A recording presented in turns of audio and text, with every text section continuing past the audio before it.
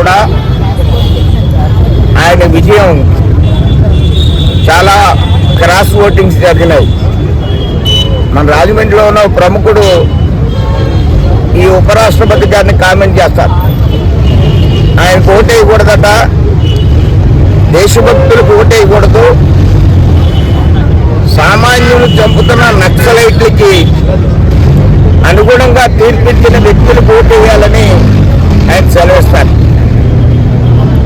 RSS అనేది ఒక fascist సంస్థగా నేను భావిస్తున్నాననే అభిప్రాయాన్ని నేను ఎప్పుడు వ్యక్తం చేస్తూ ఉంటాను. దేశభక్తి ఆర్ఎస్ఎస్ గురించి మరొకసారి ఆయన నోటుకొచ్చినట్లు మాట్లాడటం తగదని నేను ఈ సందర్భంగా తెలియజేస్తున్నాను. ఆర్ఎస్ఎస్ మీద బహిరంగంగా చర్చకి సిద్ధంగా ఉన్నాం.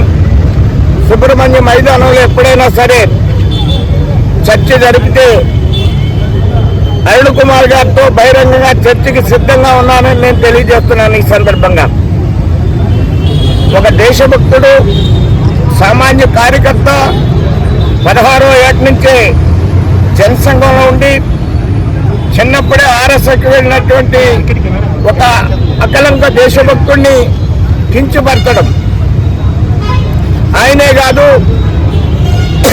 దీనికి అనుగుణంగా అనేక పార్టీలు ఓట్లేసినాయి. మన రాష్ట్ర కాంగ్రెస్ పార్టీ అధ్యక్షురాలు కూడా ఆవిడ వాళ్ళ అన్నయ్యను మాట్లాడుద్ది, అలానే తెలుగుదేశాన్ని జనసేన కూడా మాట్లాడుతూ ఉంది. ఆవిడకు ఆస్తులో కానీ వాటా ఇచ్చేస్తే జగన్మోహన్ రెడ్డి ఎవరిని తిట్టకుండా ఆయన వెనకాలే ఉండేది. ఆస్తిలో వాటా రాపితే పార్టీకి అధ్యక్షురాలు అనేక విధాలుగా మాట్లాడటం, ఆస్తిలో ఓటాలు దక్కుతాయన్నప్పుడు రాష్ట్ర వ్యాప్తంగా జగన్మోహన్ రెడ్డిని అనుకరిస్తూ ఉపన్యాసాలు ఇచ్చింది ఆవిడ. ఈవేళ తగాదాలు వస్తే దేశభక్తి గురించి మాట్లాడటం, తగాదాలు వస్తే హత్యల గురించి మాట్లాడటం, ఇలాంటి ప్రకటనలు రాష్ట్రపతి యొక్క ఎన్నికల సందర్భంలో ప్రకటించడానికి అర్హులు కాదని నేను భావిస్తున్నాను.